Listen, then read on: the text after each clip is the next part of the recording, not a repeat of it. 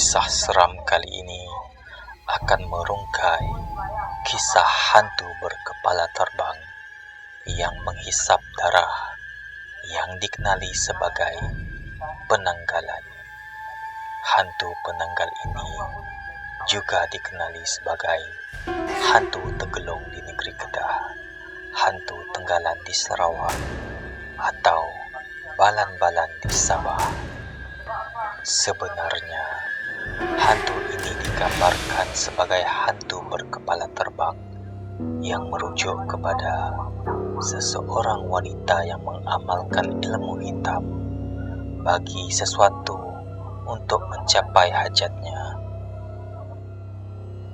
Dikatakan, mereka yang telah menuntut ilmu ini mampu menceraikan kepala dengan badan mereka, sekaligus kepala mereka mampu terbang dengan tali perut terburai.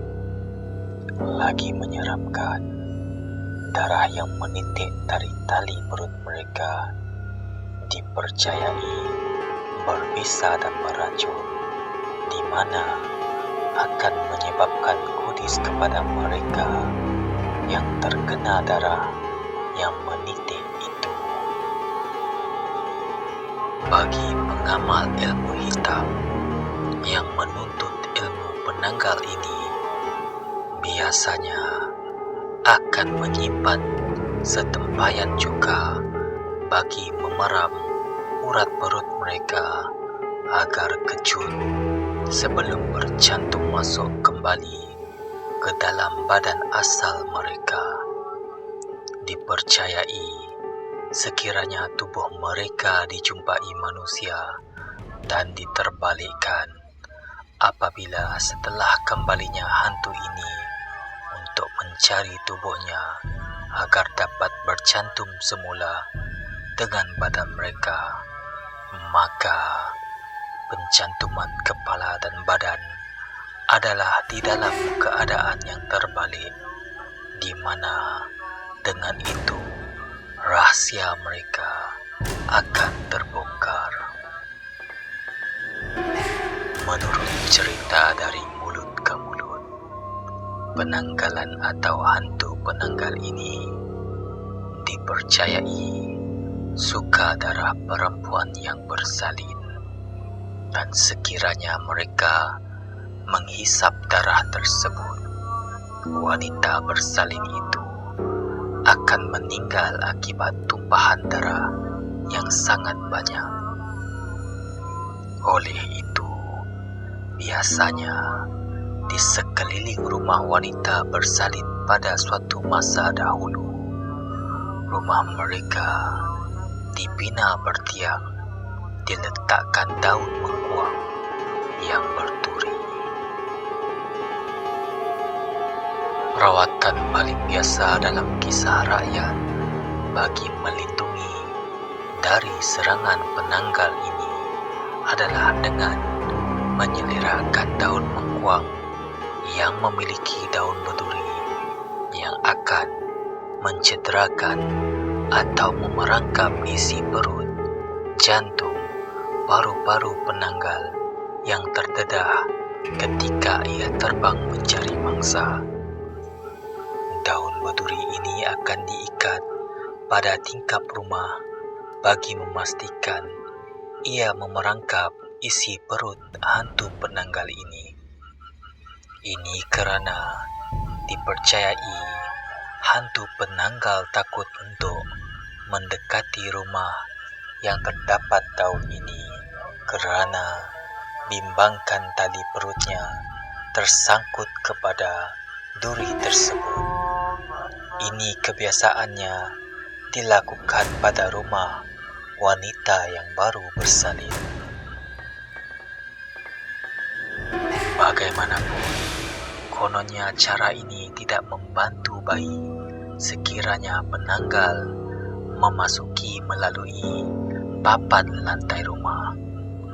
Dalam sesetengah keadaan, dikatakan beberapa bulan sebelum kelahiran, kaum keluarga wanita hamil akan menanam nenas di bawah rumah jika mengikut rumah tradisi Melayu yang bertiang. Buah dan daun yang berduri akan menghalang hantu penanggal dari memasuki bawah rumah. Apabila terperangkap hantu penanggal yang menyerang, kemudian boleh dibunuh dengan parang. Sebagai perlindungan tambahan, wanita mengandung akan meletakkan gunting atau kacip pinang di bawah bantal, kerana penanggal dikatakan takut dengan benda-benda yang tajam sebegini. Ketika penanggal terbang, ia dipercayai berupa polong atau cahaya putih berkilauan dari urat perut mereka yang terburai itu. Ada versi yang pernah diceritakan, hantu penanggal dikatakan dituntut oleh seorang wanita yang terlampau obses dengan kecantikan, dan bagi membantunya mengekalkan kecantikannya, maka wanita ini sanggup membunuh musuhnya, menjaga tanaman peliharaan daripada pencuri dan lain-lain. Malah ada diceritakan penanggal bukan sahaja dituntut oleh wanita, malahan lelaki juga tidak kurang hebatnya. Ada juga cerita lainnya di mana sebenarnya penanggal ialah sejenis penyakit keturunan. Bagi pengamal-pengamal ilmu ini, mereka akan menurunkan ilmunya kepada keturunan mereka melalui saka. Ada separuh masyarakat mengatakan bahawa penanggal datangnya dari orang yang menuntut ilmu hitam. Selalunya terdapat di kawasan pedalaman.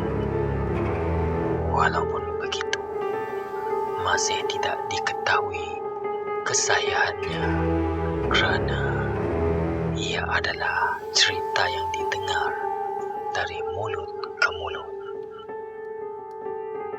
Ada juga cerita di mana bidan yang mengurus wanita bersalin juga mengamalkan ilmu ini kerana mereka menjelma menjadi penanggal pada waktu malam dan berubah sebagai wanita biasa pada hari siang.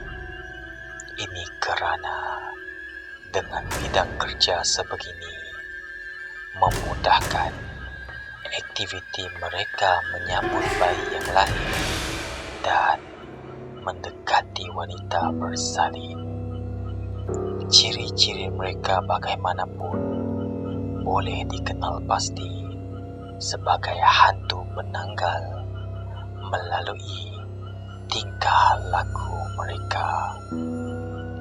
Mengikut cerita orang lama, apabila berjumpa orang ramai, hantu tenggalan ini biasanya mengelak bertemu mata, dan ketika bertugas sebagai bidan, mereka boleh dilihat mengecap bibir mereka seolah-olah memikirkan makan darah wanita lain apabila tiba waktu malam.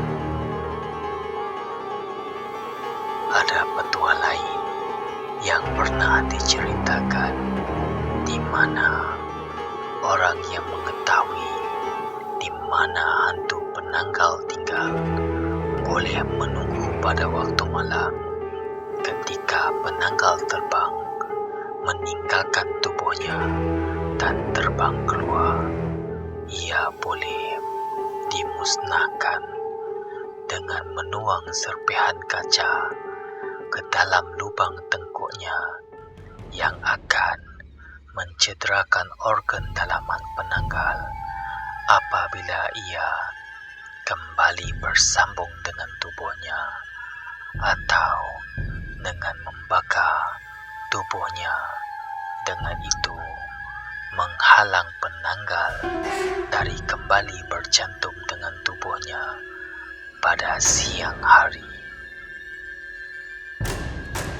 Ada juga cara lain yang tidak membunuhnya, adalah dengan membalikkan tubuhnya. Dengan itu, apabila kepala kembali bertaut dengan tubuhnya, ia berjantung terbalik. Dengan itu, mendedahkan identiti hantu penanggal kepada semua orang, apakah dia sebenarnya. Selain di Malaysia, hantu penanggal dikenali manananggal atau wak-wak dalam masyarakat Filipina. Hantu ini dikatakan menyerupai kuntilanak dalam budaya masyarakat barat. Ia makhluk yang makan manusia dan ahli sihir yang jahat. Mitos manananggal popular di wilayah Visayas di Filipina yang dekat dengan Sabah. Berbeza dengan petua Melayu yang menggunakan mengkuang dan duri, di Filipina manananggal dikatakan takut akan bawang putih dan garam. Hantu penanggal ini juga dikatakan mengelakkan diri dari pisau belati, cahaya, cuka, rempah ratus, dan ekor ikan pari-pari yang dibuat sebagai cemeti. Berbeza dengan hantu penanggal di Malaysia, versi Filipina adalah wanita yang lebih tua tetapi cantik dan mampu menanggalkan badan, bukan hanya kepala sahaja.